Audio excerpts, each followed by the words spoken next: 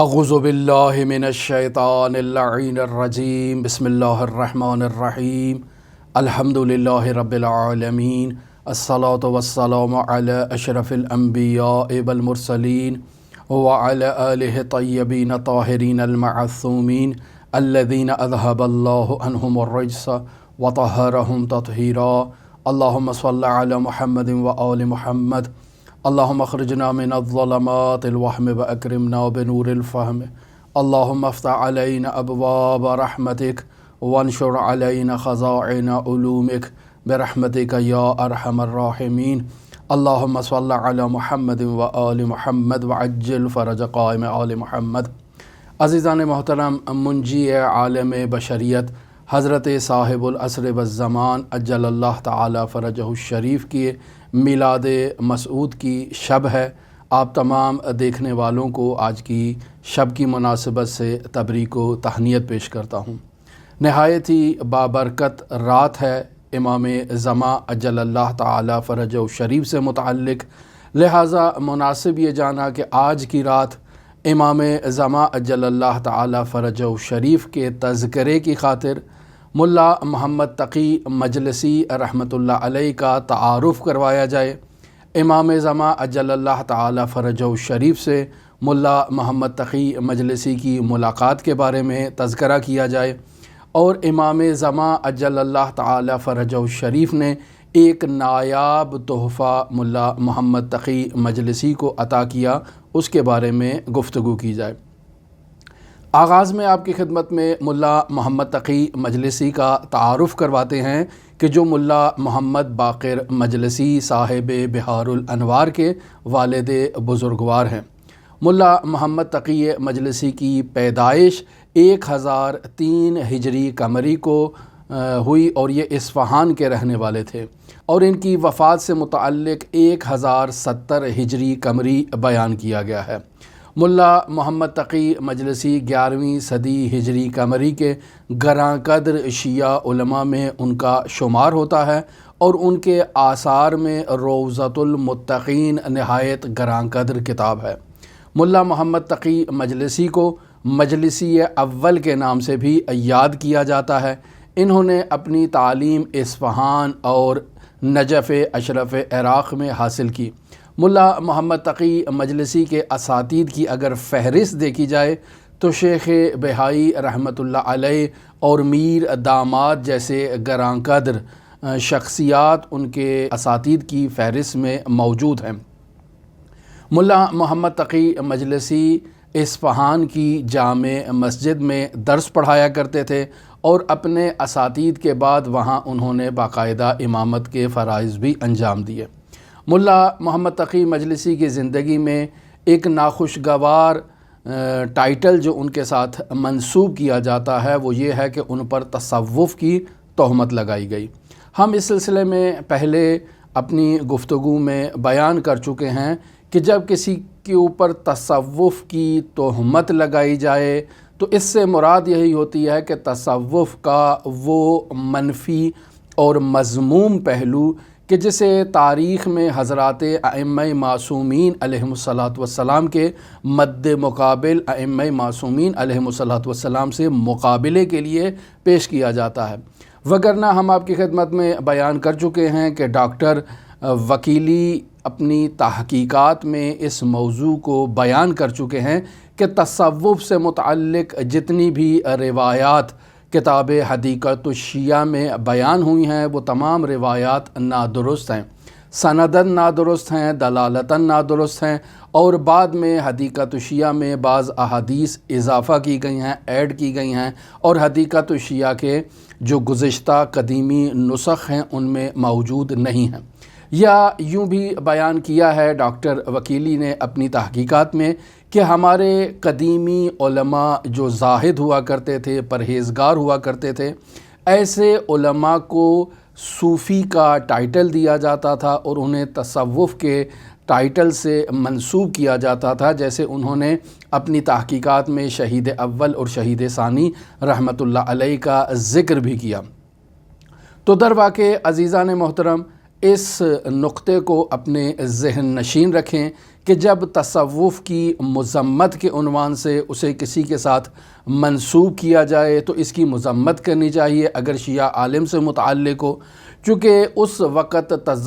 تصوف کے مذموم ٹائٹل کا مقصد یہ ہوتا ہے کہ اس عالم کو حضرات ائمہ معصومین علیہم الصلاۃ والسلام کی سیرت اور تعلیمات کے مد مقابل متعارف کرانا مقصود ہوتا ہے۔ چونکہ تصوف کا مذموم ٹائٹل جو بیان کیا جاتا ہے وہ ایسے افراد کے لیے بیان کیا جاتا ہے جو خود کو ائمہ معصومین علیہم الصلاۃ والسلام کے مد مقابل لا کر کھڑا کرتے ہیں، اور ائمہ معصومین کے سامنے قد علم کرنے کا بنیادی مقصد ان کی تعلیمات سے مخالفت کرنا ہے۔ لیکن اگر تصوف کا ٹائٹل کسی ایسے عالم کے لیے استعمال کیا جائے کہ جو ائمہ معصومین علیہم الصلاۃ والسلام کی تعلیمات پر شدت سے عمل کرتا ہو، شدت سے سنن النبی کی پابندی کرتا ہو، پاسداری کرتا ہو، زیادہ دعائیں پڑھتا ہو، زیادہ عبادات میں خود کو مصروف رکھتا ہو، تو اگر ایسے کسی عالم کو تصوف کے ٹائٹل سے متصف کیا جائے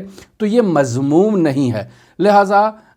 اس ٹائٹل کے استعمال میں ان دو چیزوں کو مد نظر رکھنا نہایت ہی ضروری ہے۔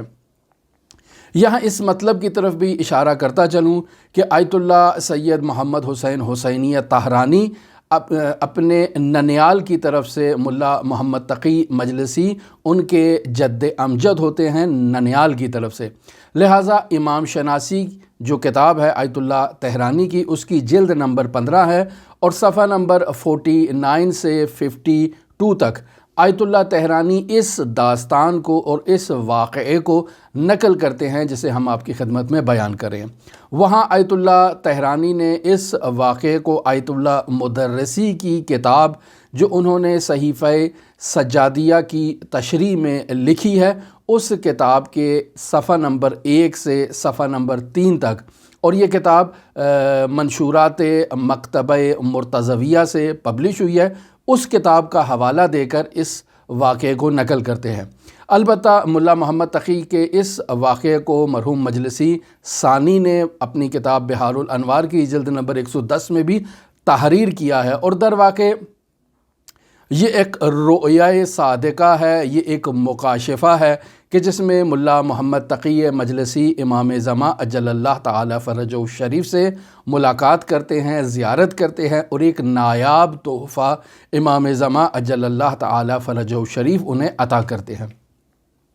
ماجرا کچھ اس طرح سے ہے کہ خود مجلسی اول نے اس واقعے کو بیان کیا، اور مختلف کتابوں میں یہ واقعہ خود ان کی زبانی جو ہے وہ نقل ہوتا ہے۔ ماجرا کچھ اس طرح سے ہے کہ ملا محمد تقی مجلسی یعنی مجلسی اول بیان کرتے ہیں کہ آغاز جوانی میں مجھے نماز تہجد کی پڑھنے کا بہت ہی شوق تھا، میں بہت ہی مشتاق تھا، لیکن دوسری طرف سے میرے ذمے کچھ قضا نمازیں تھیں جن کے باعث میں احتیاط کرتا تھا، چونکہ واجب نماز اگر انسان کے اوپر ہو تو انسان کو مستحب عمل کو یعنی مستحب نماز کو انجام دینے سے احتیاط کرنی چاہیے۔ اسی طرح فقہا کہتے ہیں کہ کسی کی گردن پر اگر واجب روزے ہیں تو وہ مستحب روزے نہیں رکھ سکتا، اسے پہلے اپنے واجب روزوں کو ادا کرنا چاہیے۔ تو اسی احتیاط کو ملا تقی مجلسی نماز میں بھی جاری کیا کرتے تھے۔ لہٰذا فرماتے ہیں کہ میں اپنے استاد شیخنا الاعظم شیخ بہائی رحمۃ اللہ علیہ کی خدمت میں گیا، اور میں نے استاد سے یہ سوال کیا کہ میرے ذمے واجب قضا نمازیں موجود ہیں، تو کیا میں نماز تہجد کو پڑھ سکتا ہوں؟ تو شیخ بہائی رحمۃ اللہ علیہ نے انہیں نماز تہجد پڑھنے سے منع کیا اور قضا نمازوں کی ادائیگی کی ترغیب دلائی، اور یہ کہا کہ اسی تہجد کے وقت آپ 11 رکعت جو نماز پڑھ رہے ہیں تہجد کے لیے، آپ کوشش کریں کہ اپنی قضا نمازوں کو اس وقت ادا کریں۔ لہٰذا ملا محمد تقی مجلسی کہتے ہیں کہ دوسری طرف نماز تہجد کی اس قدر فضیلت جو روایات میں بیان ہوئی ہے اور اسلامی تعلیمات میں بیان ہوئی ہے، تو میں اس نماز تہجد سے بھی غفلت نہیں کرنا چاہتا تھا، بار بار میرا خیال نماز تہجد ہی کے بارے میں آتا تھا۔ لہٰذا ایک رات میں اپنے گھر کی چھت پہ نیند اور بیداری کی درمیانی کیفیت جسے مکاشفہ کہا جائے، اس کیفیت میں تھا، اور میں نے مشاہدہ کیا کہ حضرت صاحب العصر والزمان قطب عالم امکان اصفہان کی جامع مسجد کے قریب ہی خربوزہ فروشوں کا ایک بازار ہے، اس میں موجود ہیں۔ مجھے جیسے ہی اطلاع ملی میں فوراً حضرت کی زیارت کا مشتاق تھا، فوراً امام زمان اجل اللہ تعالی فرجہ شریف کی خدمت اقدس میں حاضر ہوتا ہوں، سلام عقیدت پیش کرتا ہوں، اور میرے کچھ مسائل پیچیدہ تھے جن کے بارے میں حضرت سے سوال کرتا ہوں، اور انہی مسائل میں سے ایک مسئلہ یہی نماز تہجد سے متعلق تھا کہ میرے ذمہ قضا نمازیں ہیں اور نماز تہجد پڑھنے کا بھی مشتاق ہوں، تو مجھے بتائیں مجھے کیا کرنا چاہیے۔ تو حضرت امام زمان اجل اللہ تعالی فرجہ شریف انہیں یہ کہتے ہیں کہ تم نماز تہجد کو پڑھو۔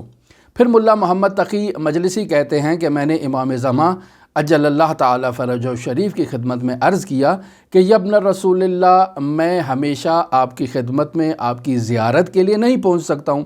اور ہمیشہ اس طرح سے آپ سے آ کر سوالات نہیں پوچھ سکتا ہوں، تو آپ مجھے کوئی ایسی کتاب معرفی کریں یا کسی ایسی کتاب کا مجھے تعارف کروائیں کہ جس کتاب کو پڑھ کے میں اس پر عمل کروں اور میری ضروریات وہاں سے پوری ہو جائیں۔ تو امام زمان اجل اللہ تعالی فرجہ شریف نے ملا محمد تقی مجلسی سے کہا کہ جاؤ آغا محمد تاجہ کے پاس اور ان سے وہ کتاب لے لو اور اس کو عمل کرو۔ ملا محمد تقی مجلسی کہتے ہیں کہ میں اس کتاب کو لیتا ہوں آغا محمد تاجہ سے، چونکہ مجھے امام زمان نے بھیجا تھا۔ مسلسل میں اس کتاب کا مطالعہ کر رہا ہوں اور زار و قطار رو رہا ہوں، اور اسی رونے کی کیفیت میں میرا وہ جو کیفیت مکاشفہ ہے یا عالم رؤیا ہے وہ ختم ہوتا ہے، اختتام پذیر ہوتا ہے، میں اپنی ہوش میں آتا ہوں اور متوجہ ہوتا ہوں کہ اپنی گھر کی چھت پر ہوں، نہایت ہی غمگین ہوتا ہوں، نہایت ہی سوچ و بچار کرتا ہوں اس مکاشفے کے بارے میں کہ محمد تاج کون تھے جن کی طرف امام زمان نے مجھے کہا کہ جاؤ محمد تاج سے وہ کتاب وصول کر لو۔ تو میرے ذہن میں آیا کہ چونکہ تاج کا کلمہ استعمال ہوا ہے اور تاج کا مطلب یعنی سر کا تاج، تو امام زمان یہ کہنا چاہ رہے ہیں کہ جاؤ شیخ بہائی سے اس کتاب کو لے لو، چونکہ شیخ بہائی اس دور میں ریاست عامہ رکھتے ہیں اور تشیع کی قیادت کے فرائض شیخ بہائی رحمۃ اللہ علیہ انجام دے رہے ہیں، لہٰذا صبح میں نماز پڑھتا ہوں اور نماز پڑھنے کے بعد فوراً شیخ بہائی رحمۃ اللہ علیہ کی خدمت میں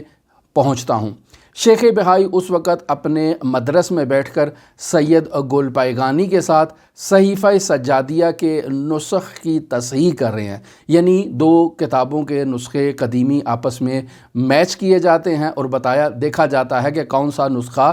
درست ہے اور کون سا نسخہ نادرست ہے۔ یہ ایک قدیمی روش تھی علماء کی کہ چونکہ قدیمی کتابیں جب علماء کے ہاتھ میں آتی تھیں تو متعدد کتابوں کو آپس میں مقایسہ کر کے ان میں جو خامیاں ہیں ان خامیوں کی نشاندہی کرتے ہوئے ایک جامع نسخہ تیار کیا جاتا تھا کہ جو سب سے زیادہ مناسب تر نسخہ ہو۔ تو شیخ بہائی اس کام میں مصروف تھے، میں نے انتظار کیا کہ وہ اپنے اس کام سے فراغت حاصل کر لیں، اور جیسے ہی شیخ بہائی اپنے کام سے فارغ ہوئے تو میں نے اپنی اس تمام کیفیت کو شیخ بہائی کی خدمت میں بیان کیا۔ شیخ بہائی نے اس نقطے کی طرف اشارہ کیا کہ چونکہ آپ کو کتاب عطا ہوئی ہے تو اس کا مطلب ہے کہ علوم الہی اور یقینی معارف کی آپ کو بشارت دی گئی ہے اس عالم رؤیا میں یا اس مکاشفہ میں، اور انشاءاللہ آپ اپنی مراد تک پہنچ جائیں گے۔ شیخ بہائی نے مجھے کوئی کتاب نہیں دی۔ ملا محمد تقی مجلسی کہتے ہیں کہ مجھے یہ جواب پسند نہیں آیا، اور ظاہراً اس کی وجہ یہی تھی کہ ملا محمد تقی مجلسی اس دور میں تصوف کے عنوان سے شہرت رکھتے تھے، ان کو منسوب کیا جاتا تھا اس عنوان سے، تو شاید شیخ بہائی بھی ان سے اعراض کر رہے ہیں، دوری کر رہے ہیں، اور ان کو وہ کتاب عطا نہیں کر رہے جو امام زمان نے انہیں کہا تھا کہ جاؤ آغا محمد تاج سے وہ کتاب وصول کر لو۔ شیخ بہائی سے ملاقات کے بعد ملا محمد تقی مجلسی کہتے ہیں کہ میرے اندر اشتیاق پیدا ہوا کہ میں اسی جگہ پر جاؤں جہاں میری امام زمان اجل اللہ تعالی فرجہ شریف سے ملاقات ہوئی تھی مکاشفے میں یا عالم رویا میں، لہٰذا میں اس مقام پر پہنچتا ہوں۔ جیسے ہی اس مقام پر پہنچتا ہوں تو مشاہدہ کرتا ہوں کہ آغا حسن تاج مجھے آواز دیتے ہیں، اور میں ان کو پہچانتا تھا۔ وہ مجھے آواز دیتے ہیں اور مجھ سے گلہ کرتے ہیں کہ میرے پاس کچھ موقوفہ کتابیں موجود ہیں۔ میں طالب علموں کو وہ کتابیں دیتا ہوں اور طالب علم لے جاتے ہیں، پھر مڑ کے نہیں دیکھتے ہیں جبکہ کتابیں موقوفہ ہیں، اور میں ان طالب علموں سے شدید ناراض ہوں۔ تو آپ میرے ساتھ چلیں، میں آپ کو کتابیں عطا کرتا ہوں جو موقوفہ ہیں، آپ پڑھیں گے تو یقیناً وقف نامے پر عمل کریں گے۔ تو ملا محمد تقی مجلسی کہتے ہیں کہ میں آغا حسن تاج کے ساتھ چل پڑتا ہوں۔ وہ مجھے گھر میں ایک مخصوص کمرے کے اندر لے جاتے ہیں جہاں کتابوں کا بہت ہی ذخیرہ موجود ہوتا ہے، اور مجھے کہتے ہیں کہ ان کتابوں میں سے جتنی کتابیں آپ کو درکار ہیں، مطلوب ہیں، آپ یہاں سے وصول کر سکتے ہیں۔ ملا محمد تقی مجلسی کہتے ہیں کہ میں ان کتابوں میں جو ہے وہ تلاش کرتا ہوں، دیکھتا ہوں کہ کون کون سی کتابیں ہیں، کہ انہی میں مجھے وہی نایاب کتاب جو امام زمان نے مجھے کہا تھا کہ جاؤ محمد تاج سے وہ کتاب وصول کر لو، وہی کتاب مجھے نظر آتی ہے جسے عالم مکاشفہ میں نے پڑھا اور شدت کے ساتھ گریہ کرتا رہا۔ وہ کتاب کون سی تھی؟ وہ کتاب تھی صحیفہ سجادیہ۔ میں نے وہ کتاب اٹھائی تو آغا حسن تاج مجھے کہتے ہیں کہ آپ مزید یہاں سے کتابیں بھی وصول کر لو۔ تو میں انہیں کہتا ہوں کہ مجھے یہی کتاب دی گئی ہے، لہٰذا میں یہی کتاب یہاں سے لوں گا، دوسری مجھے کسی کتاب کی ضرورت نہیں ہے۔ ملا محمد تقی مجلسی کہتے ہیں کہ میں نے صحیفہ سجادیہ کے اس نسخے کو دوسرے معتبر نسخوں کے ساتھ مقایسہ کیا، اور مقایسہ کرنے کے ساتھ ساتھ میں اس کتاب کو اصفہان کی جامع مسجد میں لوگوں کو تعلیم دینا میں نے آغاز کیا، اور اس طرح سے مجلسی نے 40 سال باقاعدہ اصفہان میں صحیفہ سجادیہ کی تبلیغ کی، ترویج کی، نشر و اشاعت کی، اور فرماتے ہیں کہ اس قدر اس کتاب کی وہاں ترویج کی کہ اہل اصفہان اس کتاب کی برکت سے مستجاب الدعوہ ہو گئے، یعنی وہ دعا کرتے تھے اور دعا مستجاب ہو جاتی تھی۔ مجلسی اول اپنے والد بزرگوار سے متعلق کہتے ہیں کہ 40 سال صحیفہ سجادیہ کی ترویج کا یہ نتیجہ نکلا کہ آج آپ کوئی ایسا گھر مشاہدہ نہیں کریں گے کہ جس میں صحیفہ سجادیہ کا نسخہ موجود نہ ہو، اور یہ سب کے سب ملا محمد تقی مجلسی رحمۃ اللہ علیہ کے اس مکاشفے کے بعد ان کی تبلیغ کا نتیجہ ہے، ان کی زحمات کا نتیجہ ہے، اور انہی زحمات کے نتیجے میں